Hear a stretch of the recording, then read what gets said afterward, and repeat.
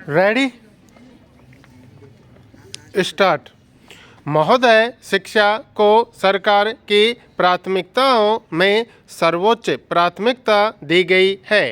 बुनियादी स्तर पर शिक्षा के परिणामों में सुधार हेतु पढ़े भारत बढ़े भारत योजना शुरू की गई है। स्कूल रहित बस्तियों की पहचान के लिए CIS प्लेटफॉर्म पर पूरे देश को लाने की पहल की गई है।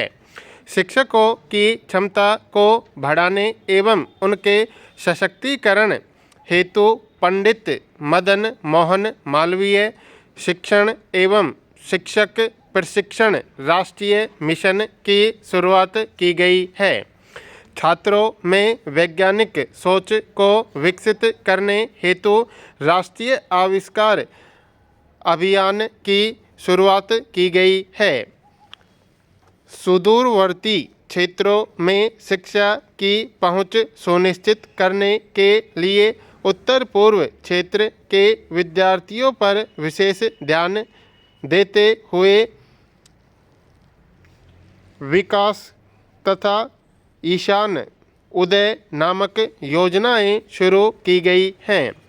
राष्ट्रीय खेल विकास निधि और लक्ष्य ओलंपिक पोडियम के माध्यम से 8 से 12 वर्ष की उम्र के बच्चों में खेल प्रतिभा को प्रोत्साहित करने के लिए मेरी सरकार ने राष्ट्रीय खेल प्रतिभा खोज योजना तैयार की है।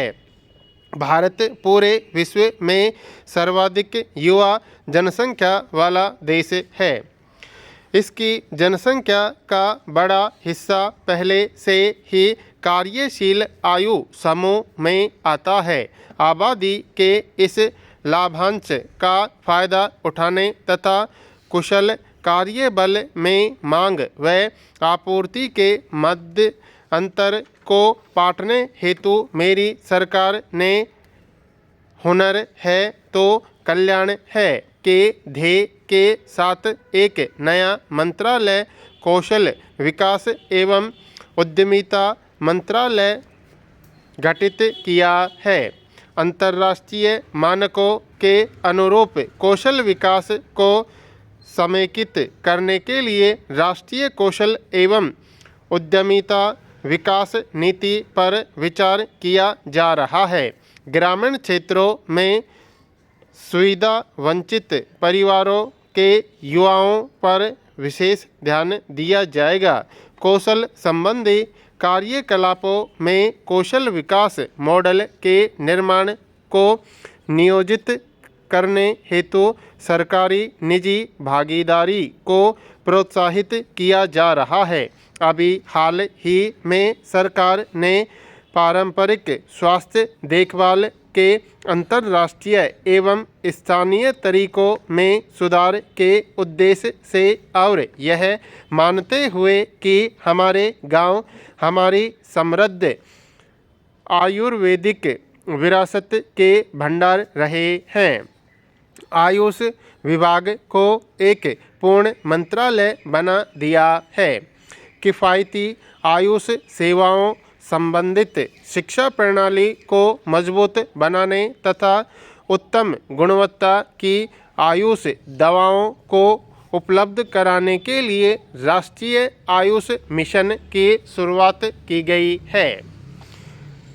महोदय, प्राचीन काल से ही महिलाओं को हमारे समाज में सम्मान दिया जाता रहा है।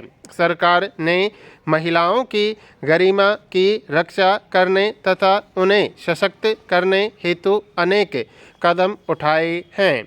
हिंसा से पीड़ित महिलाओं को पूर्ण सहायता देने के लिए समन्वित सेवाओं का प्रावधान करने के लिए प्रत्येक राज्य में एक सेंटर की स्थापना की जा रही है, जिसमें मेडिकल सहायता, पुलिस सहायता, अस्थायी आश्रय और विधिक एवं मनोसामाजिक परामर्श शामिल हैं। दिल्ली में महिलाओं की सुरक्षा सुनिश्चित करने के लिए हिम्मत नामक मोबाइल ऐप शुरू किया गया है।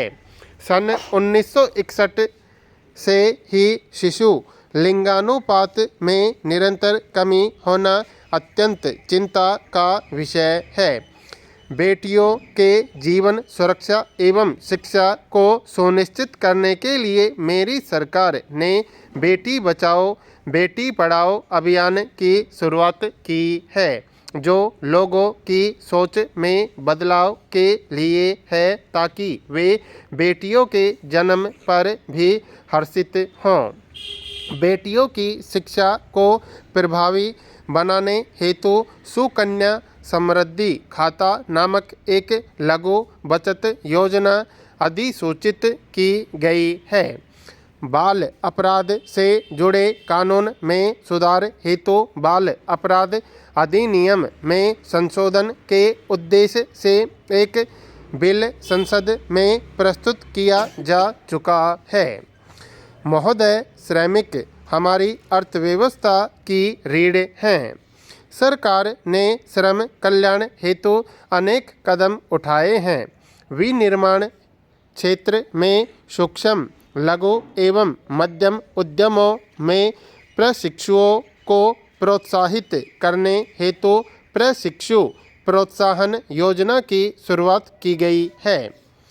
ईपीएफ अंशदान को सरल एवं सुहावना बनाया गया है, जिससे असंगठित क्षेत्र के श्रमिकों को लाभ हुआ है।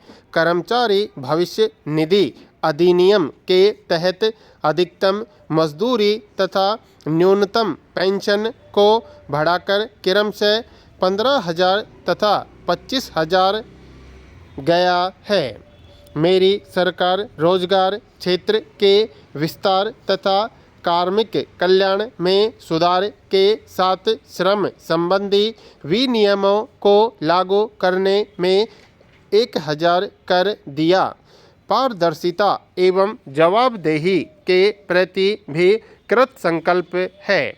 इसके लिए उद्योग को ऑनलाइन पंजीकरण की सुविधा प्रदान करने और 16 अलग अलग रिटर्न फाइल करने के बजाय एक ही ऑनलाइन रिटर्न फाइल की अनुमति प्रदान करके व्यवसाय को आसान बनाने के लिए श्रम सुविधा पोर्टल शुरू किया गया है। एक पारदर्शी ऑनलाइन निरीक्षण स्कीम शुरू की गई है।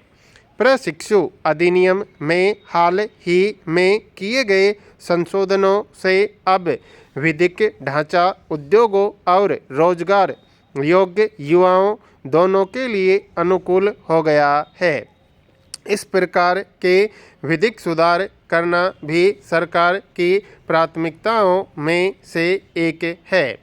सरकार यह मानती है कि सुशासन और सुधार टीम इंडिया का मिला-जुला प्रयास है, जिसमें संसद, केंद्र सरकार, राज्य विधानमंडल, राज्य सरकारें और भारत के लोग शामिल हैं। इस सामूहिक प्रयास का उदाहरण है उच्च न्यायालय और उच्चतम न्यायालय के न्यायाधीशों की नियुक्ति की प्रक्रिया में सुधार और राष्ट्रीय न्यायिक नियुक्ति आयोग की स्थापना का कानून। सरकार पुराने और अव्यवहारिक कानूनों को निरस्त करने के लिए वचनबद्ध है। इस प्रयोजनार्थ गठित समिति ने विभिन्न श्रेणियों के तहत 1,700 केंद्रीय अधिनियमों को निरस्त करने के लिए पहचान की है।